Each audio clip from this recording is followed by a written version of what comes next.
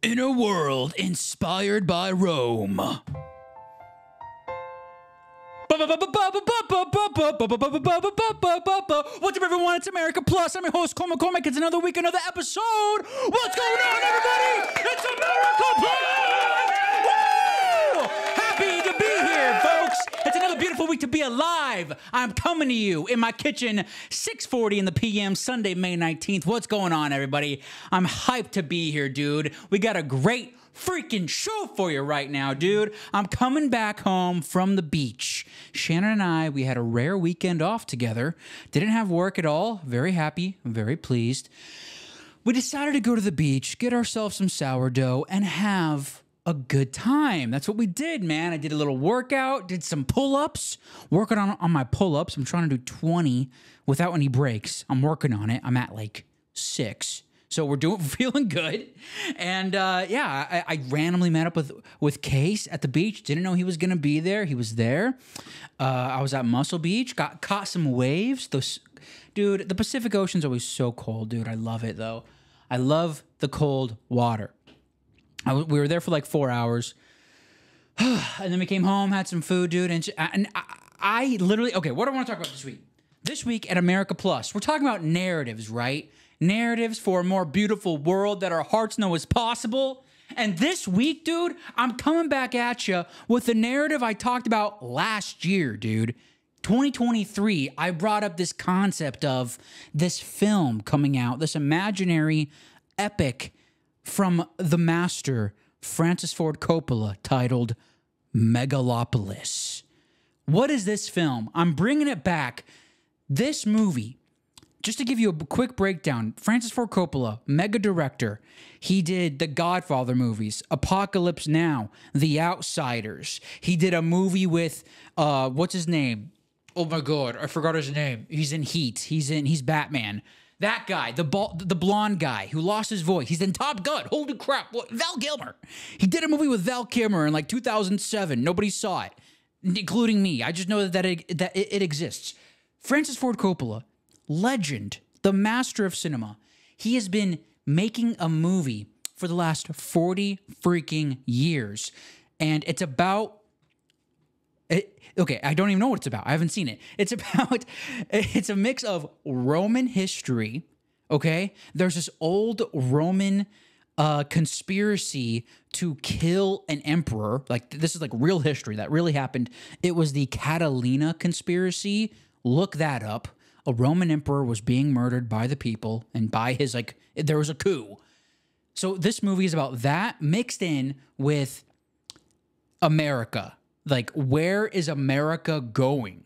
Okay, like society at large. What is the future going to be about? How are we moving forward through this current turmoil? Okay, and Coppola's been working on this for decades. Okay, I brought this up last year just to be like, I was just inspired. I was into it.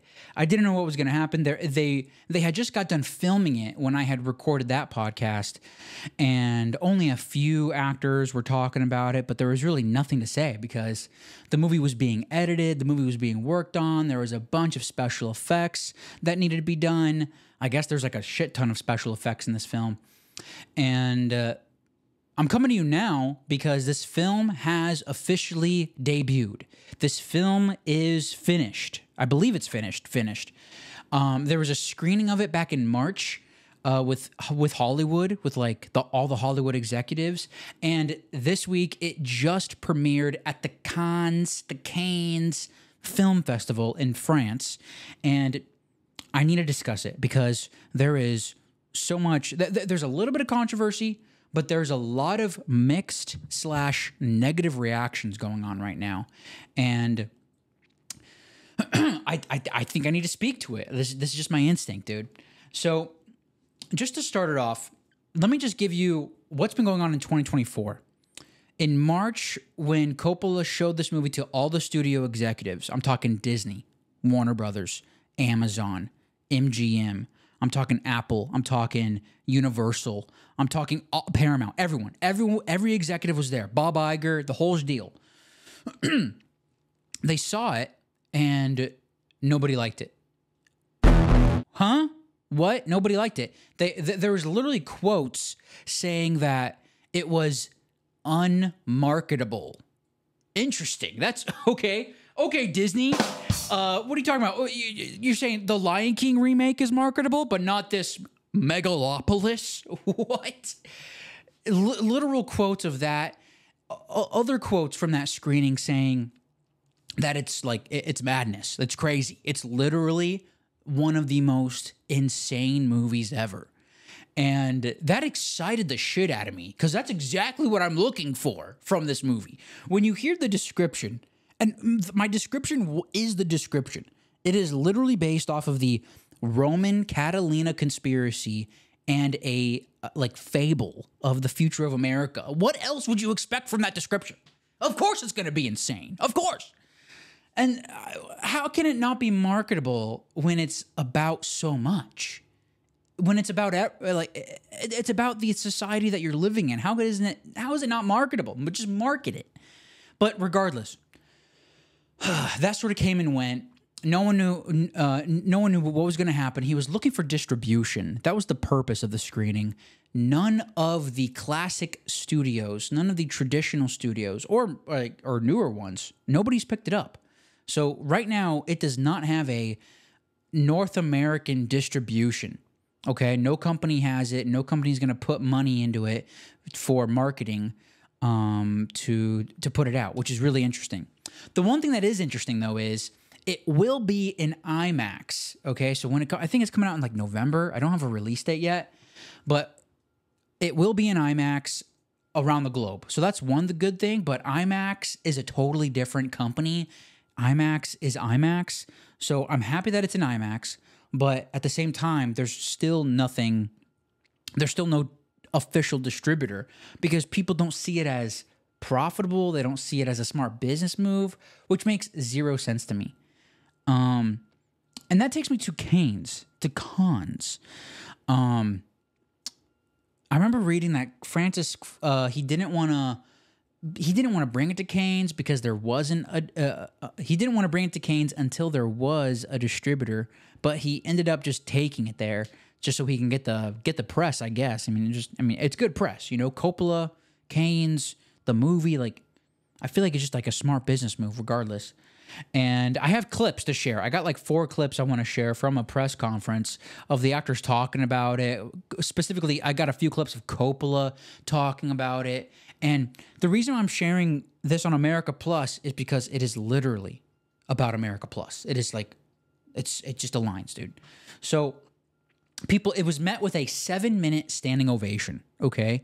Now, to give you just to let you in on like some inside Hollywood, on some inside film, every movie at Cannes gets a standing ovation, okay? They always get a 5-minute, 7-minute. I think Joker got like a 10-minute standing ovation at Cannes Film Festival. So it's very political there. You know, it's always going to be political. You're always playing to the snobby film people. You know, anyone who's anyone is going to be there. You know, whoever has money to go to France in May, you know, just imagine that crowd. So people respect him. The culture, like the film culture respects him, but the film business does not, okay? And when it comes to reviews, there have been some extremely negative reviews. People calling it unhinged, people calling it messy, people calling it like silly, just lame, not interesting. There's a real narrative coming out of Cannes of this movie sucks and Coppola doesn't know what he's doing and it's really no bueno. And then on top of that, there was even this, in my opinion, bogus ass report. There was a anonymous crew member came forward to the Guardian outlet, and said that the set was a mess. Like there's zero organization. Francis Ford Coppola was in his trailer smoking weed all day long, not doing anything productive. The crew did their best to keep the show going, but they could only do what they did.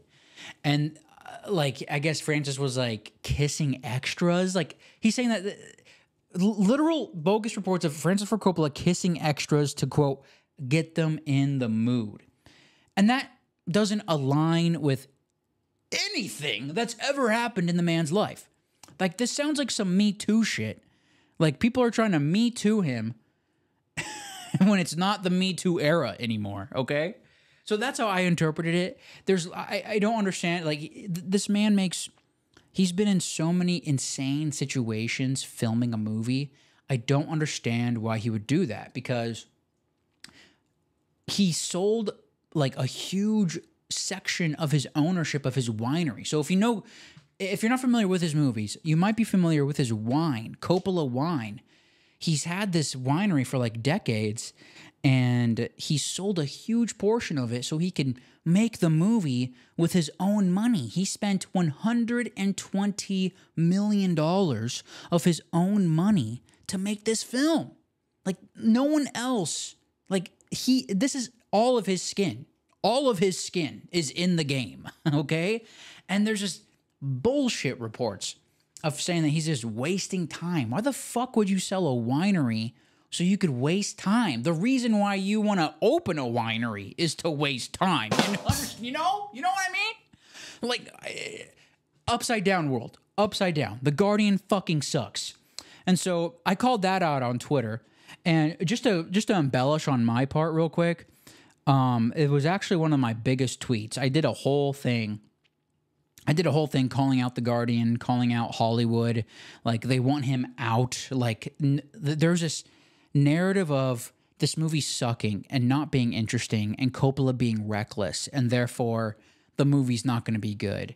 And I see that as like a real, like, institutional, like, narrative grab of like, we're not going to do this.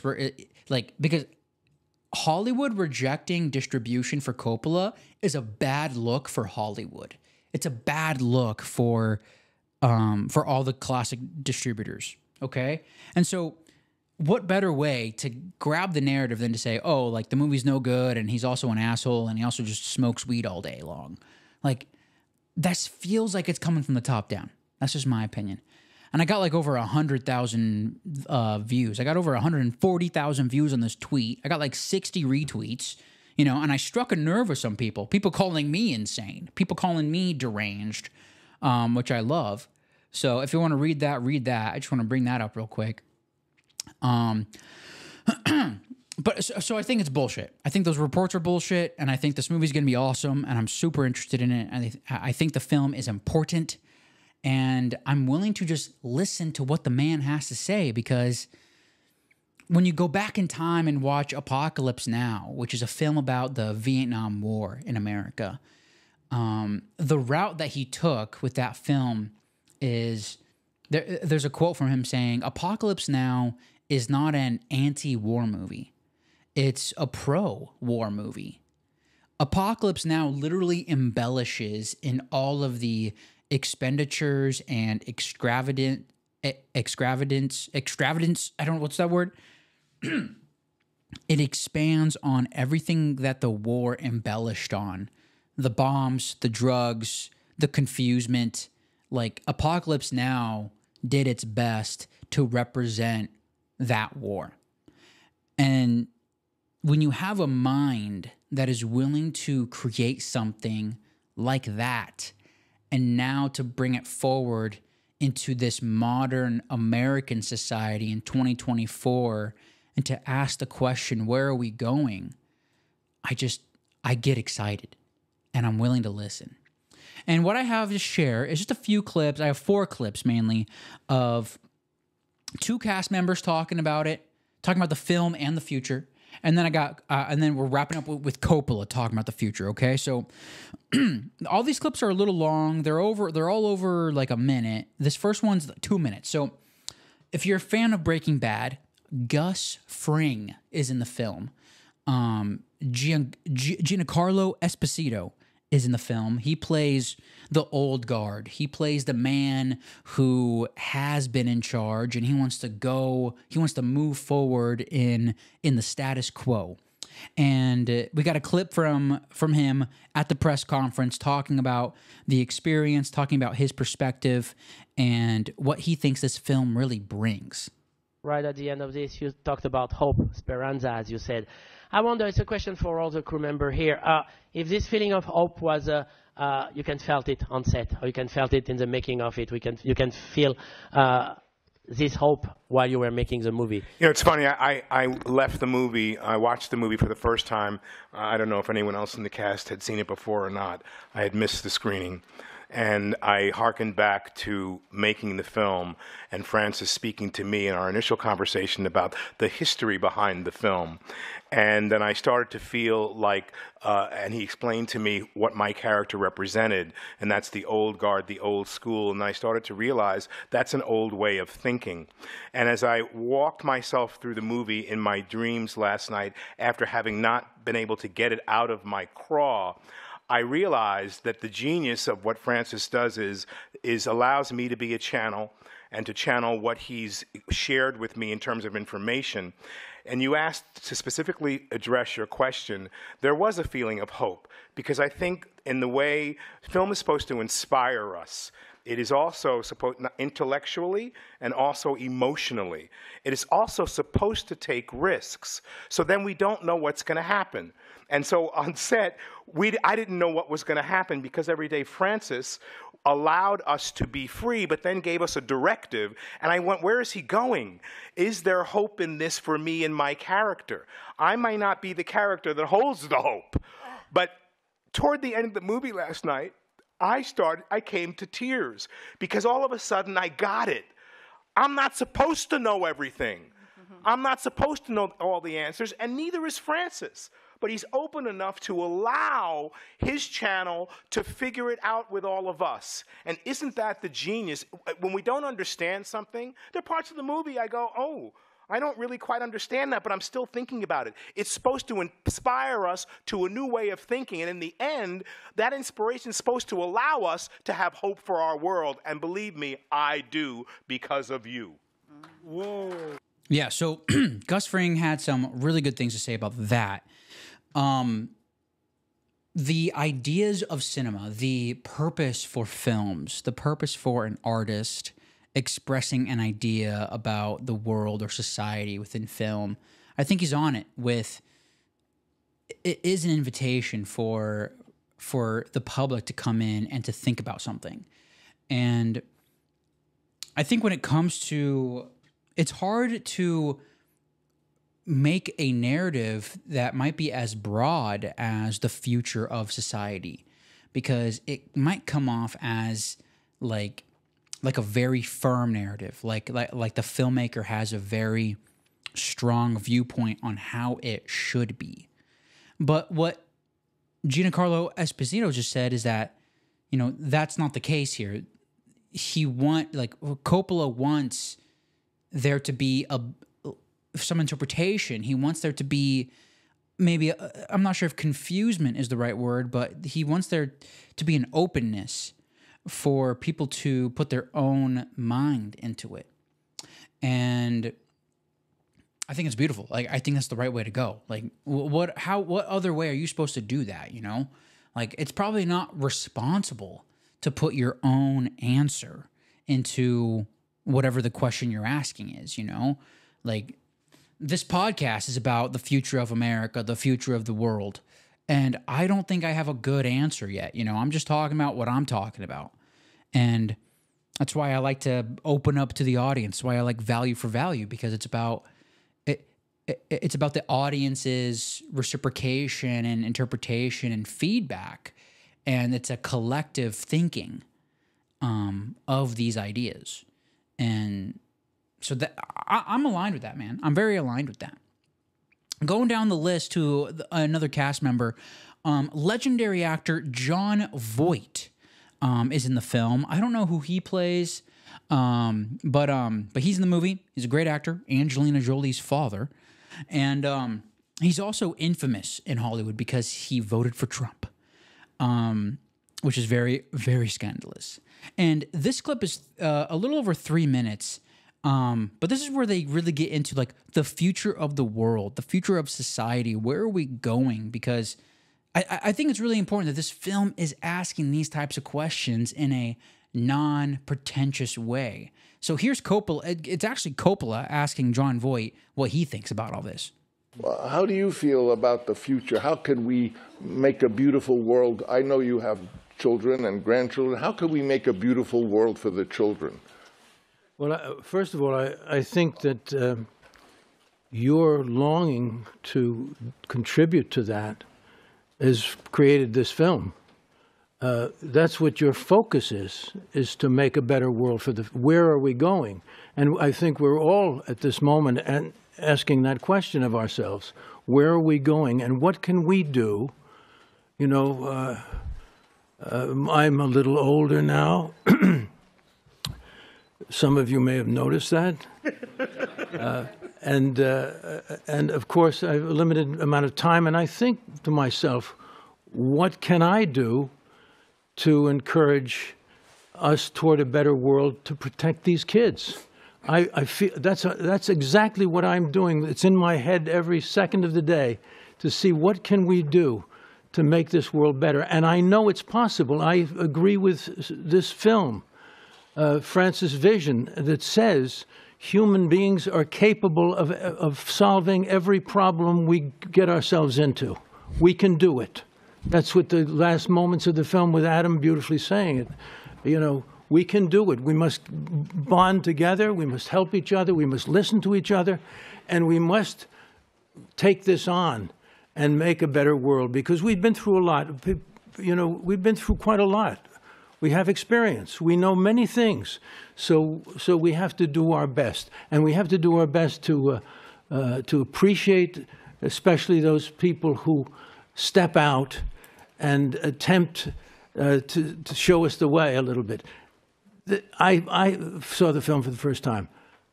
I was deeply moved by it. I was deeply moved because I saw from even the beginnings, I was aware of this film when Francis was working on it 25 years ago. And I saw in the work of it that he had this vision. It's a vision that has bothered him to express. He had to do it. He took every risk to do it. He assembled brave people, really. Brave. These actors are brave actors. You're so brave. You're so very intelligent. They're very talented. They're experienced, but they're brave too. And they took this on. They said, I'm with you, Francis. I'll go on this adventure with you. And we all threw in. And then what we had in the room was Francis with a tie and, you know, nice jacket, sitting there every day, watching us, encouraging us, schooling us a little bit, worrying through things, to bring forth this vision. There was another person in the room. Who was it? It's Francis's vision. And I saw it from the beginning, in the little details of the film. That's why I was so moved. I saw it complete. It was magnificent last night to see all of the things that were, all the things he was driven by coming forth. What the fuck? And I don't know what he said to Adam, but I hope it was a kind thing. Okay, did you hear Coppola say that? He voted for Trump. He voted for Trump. He voted for Trump. He voted for Trump. He voted for Trump. He voted for Trump. He voted for Trump. That's hilarious, dude. I don't know who Coppola was talking to when he said that, but whatever. Voight, Jon Voight, dude. He's talking about the kids, man. He's talking about the future of society. And to have this film talk about those questions, and for these older people, you know, Jon Voight, I believe, is in his 70s. Coppola, I believe, is 80. His wife just passed away. And so there's this generation of filmmakers that are still making films. You know, you still got Spielberg, you still got Scorsese, you still got Coppola, man. Like, you have these people making movies and they continue to ask questions about life. And, you know, Coppola being the man himself, the master, in my opinion, to ask the question of where are we going? You know, that is the most important question. And what other art pieces are saying that? What other art pieces are asking that? I think that's an important thing to look around for as a consumer of art or media. Is the questions being asked, you know, important? Even if it's not, you know, it doesn't always have to be important. You know, maybe you just want to put on some random movie on Netflix. You know, who cares? It's not that big of a deal. But, you know, when it comes to what's influencing you, you know, like movies influence people. Movies influence society. And there's this narrative of movies ending and movies being dead. And, you know, these, like, theaters are dying. And I'm unwilling to accept that narrative. And it's people like Coppola and movies like Megalopolis that show me that there is still a way to ask big questions and to take big swings and to make big movies for the world, for society. And I'm so inspired by that, man. I'm so inspired by that. That's why I do a podcast, dude. It's why I'm a podcaster, god damn it. Now, they're talking about the children, right? A more beautiful world for the children. What does Coppola have to say about all this? Let's move into his own words, okay? What does the man himself have to say about the children and about the future of society? This person who's about to ask him the question, she has a question for him specifically about America. And I thought this was really interesting. This clip is 3 minutes. Stick with me. Your film had so many ideas about sociology, politics, medicine, science fiction, the future, physics. Who do you think in our society today has those kind of ideas? Who could build a megalopolis like that you envisioned, that Adam Driver envisioned in the movie? Do you see hope? I'm going to ask specifically about the United States. I hope that's okay. But do you see anyone with those kind of ideas and vision that you have in the movie? And that could be for anyone to answer. Thank you. Well, I'll venture one little thought, which is, of course, when years ago I said I want to do a Roman epic but set in modern America, a lot of people said, well, why? And I would say, well, because America was founded on the ideas of the Roman Republic. We didn't want a king. Rome didn't want a king, so they invented a new form of government called the Republic, with the Senate and with Roman law and with all of the things which we embrace. We even built our cities to look like Rome. If you remember the great building they tore down, it was based on the Caragalla. It was Penn Station, which they destroyed, which is insane. So my feeling was that that to do a Roman epic set in modern America, but I had no idea that the politics of today would make that so relevant, because what's happening in America, in our republic, in our democracy, is exactly how Rome lost their republic thousands of years ago. So it's a real, and you even see now in articles and in Saturday Night Live, the parallel between modern America and Rome. So our politics has taken us to the point where we might lose our republic.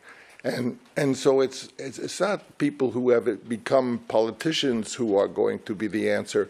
I feel it's the artists of America, because artists, the role of the artist is to illuminate contemporary life, to shine light on it, to be the headlights. And so to make art that does not illuminate contemporary art is like making a hamburger that you eat but has no nutrition in it, which is also what's going on. So my dream, my hope is that it's the artists of our country who are going to, in their work, shine light on what's going on and allow the people to see it, because you can't act on it if you can't see it. And I once asked Joseph Papp how he chose projects, and he said to me something I've never forgotten. He said, I choose projects that illuminate contemporary life. And that's what I think all artists should do. You need to choose projects that shine light on contemporary life, that pick up contemporary life. That is important, dude. Like that's some serious shit, you know? Like, it's not just a paycheck. It's not just a movie. It's not just a Marvel movie. It's not just anything, you know? It's not just like something moody. It's shining light on what picks up society.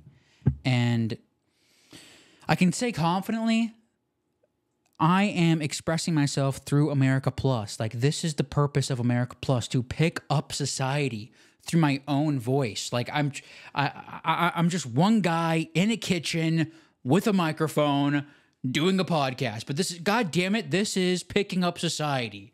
This is speaking to a better world.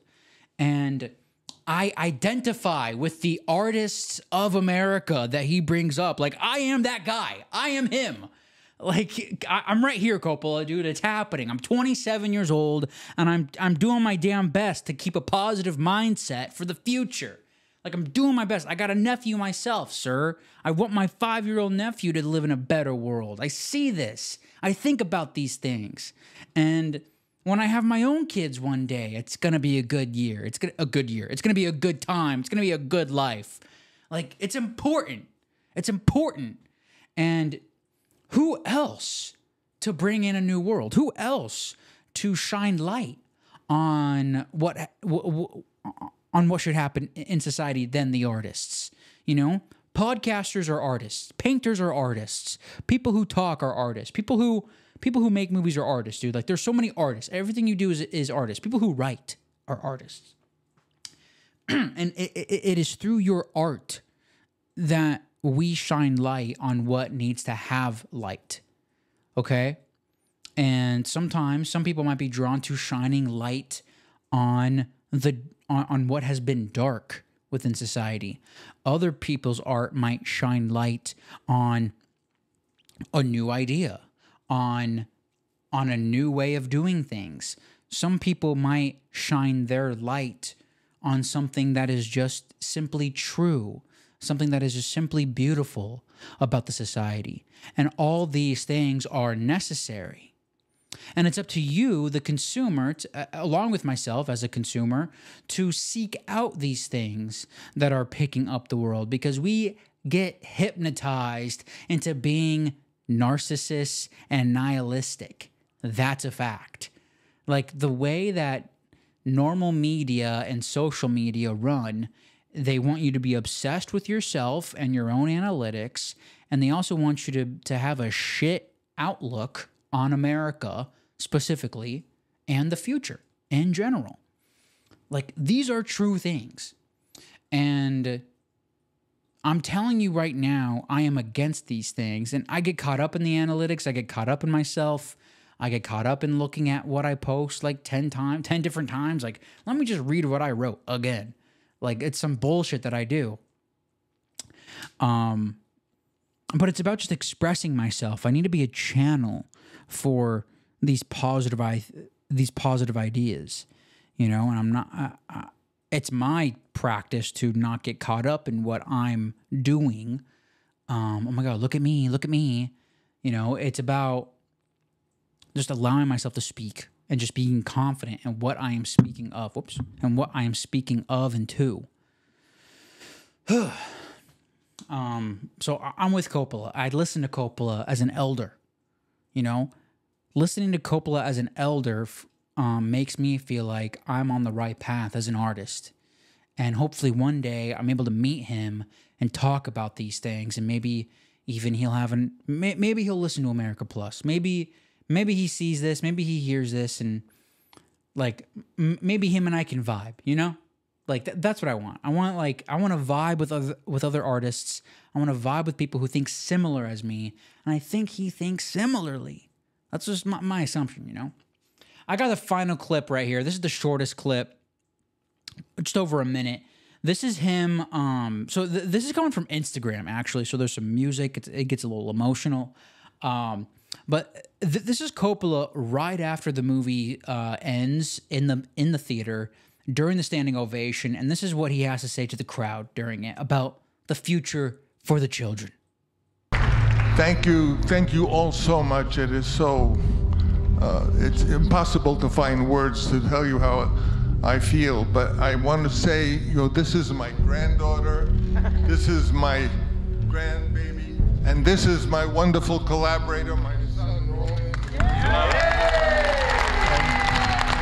And this is my sister, Talia. But they were not the only family, because all of these wonderful actors and the folks worked, they were all my family. And in fact, as Caesar says, we're all one family. You're all my cousins, because we are one. We are the human family, and that, as you see at the end, that's who we should pledge our allegiance to, our entire family, and to this beautiful home earth that we have. So that is my wish. That it's the children who are going to inherit a beautiful world from us. So the most important word we have is the most beautiful word, I think, in any language, which is esperanza, hope. And that's what I dedicate this film to.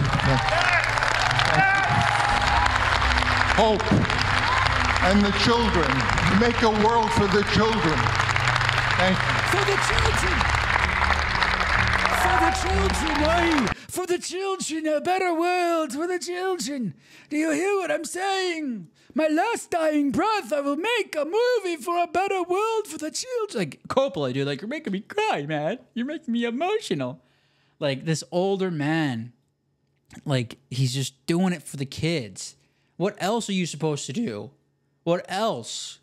There's no other way. Why does Adam Curry innovate with podcasting? So the children will have a way to to distribute online. Like, why does anyone do anything? It's always for the kids. Why does a mother work? Why does a father get up early? It's for the kids. And so it's really just like inspiring. And I want Megalopolis to get a distributor, and I will be there opening night with my popcorn, with my drink, and I'm going to enjoy the fuck out of it because I know that it was made for me.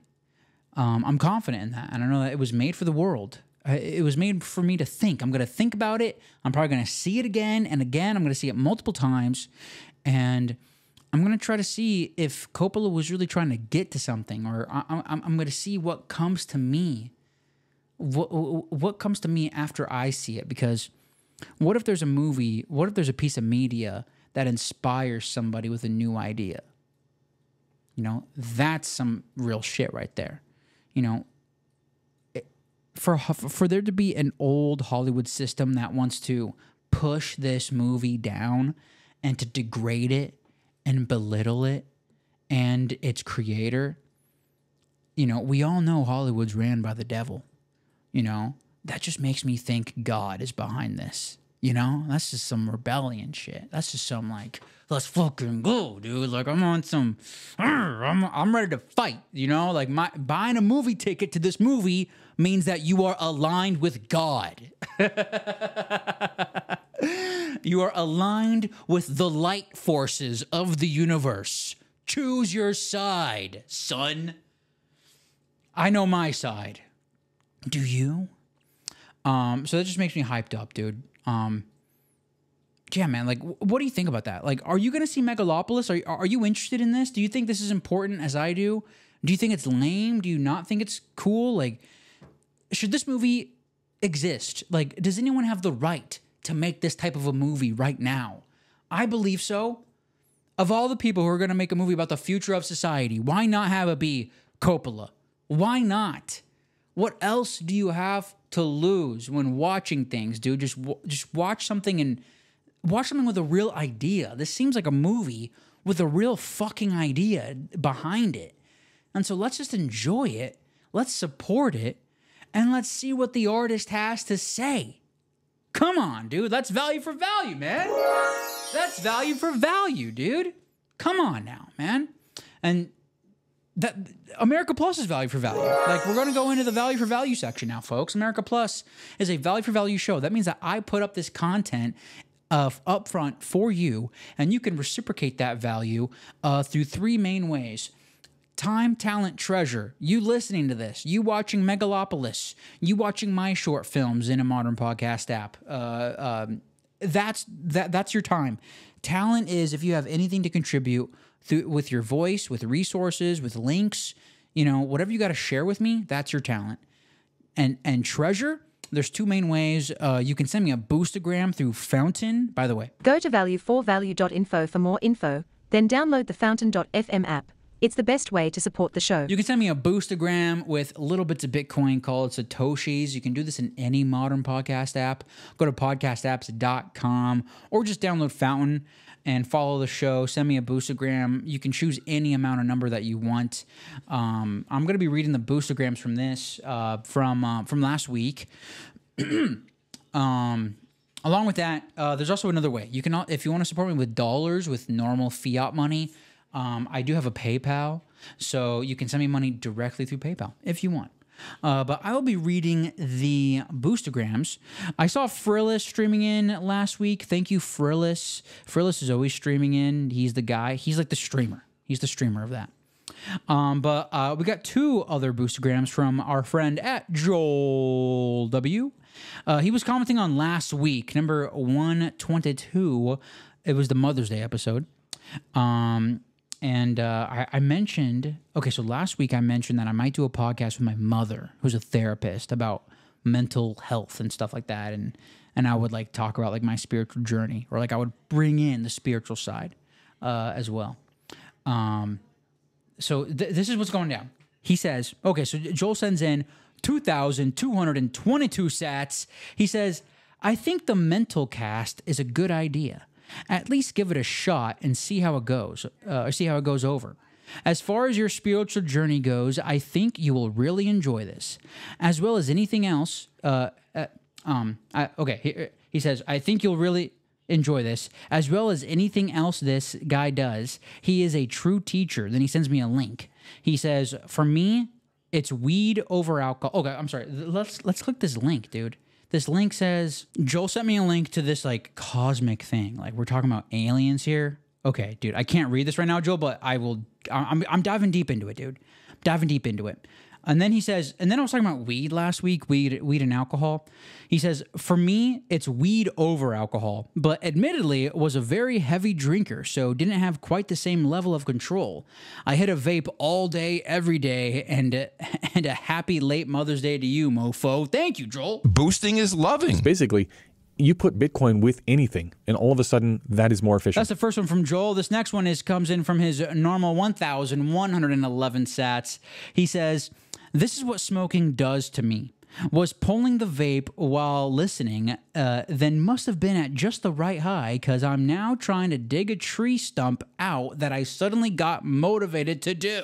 Wow. And now, as the French say, it is time for le boost. Joel, that's hilarious, Joel. Yeah, dude. Okay, so a quick thing. I got an update on weed for me. Last week I smoked a sativa and it totally like blew my mind. Like it did not make me feel good at all. I then experimented with a pure indica, and that was actually an incredibly different experience. Something that I have never really felt like before. And so now I think when it comes to smoking any cannabis product, I think I'm looking for an indica now, Joel. So that's I'm evolving. I used to be pure sativa and hybrid. Now I think I might be like pretty heavy indica now. I don't want to smoke every day like I was, or like I don't think that pattern's right for me right now. But indica, I think like I just don't like drinking all that much. I'd rather smoke a joint. So I'm doing indica now, Joel. Doing indica now. And thank you to Joel. I think that was everyone. Thank you to all those people who wanted to donate. Thank you to Frillis and Joel W. That's the Americaplus community. If you want to be a part of the Americaplus community and chime in with your thoughts, you can do so in a modern podcast app, or you can DM me on Twitter, hang out with me on Twitter. I'm always on Twitter, at Cole McCormick1. Do whatever you want, dude. That's the vibe. What I want to do now, guys, we're going to end it with a song. Be a part of the Americaplus community by downloading the Fountain.fm app, where you can listen to the entire episode, the song at the very end, and you have the opportunity to support the artist by streaming money.